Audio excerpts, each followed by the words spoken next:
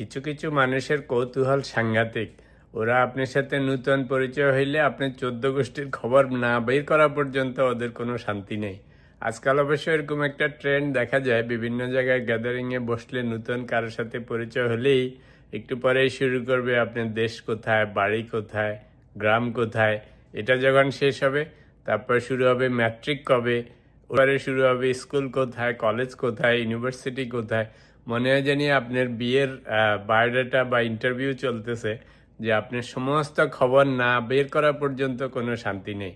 তারপরে ম্যাট্রিক কবে, ইন্টারমিডিয়েট কবে, এটা দিয়ে মনে হয় অ্যাসেস করতে চায় যে আপনি কত বয়স্ক বা আপনি ছোট না বড়। I feel like it's really a bad attitude to ask all this private personal questions.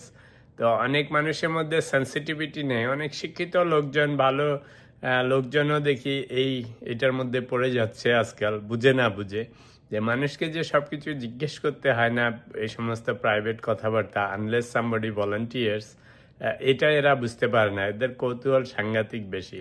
সবচেয়ে বড় প্রবলেম হচ্ছে যে যে সমস্ত সময় এই কথাগুলি জিজ্ঞেস করে রুম ভর্তি মানুষ থাকে, আপনি সবার সামনে যেন মাইকে অ্যানাউন্স করতেছেন। So that's actually more awkward. But these guys, they don't understand these things and they keep asking the same question again and again. So bad.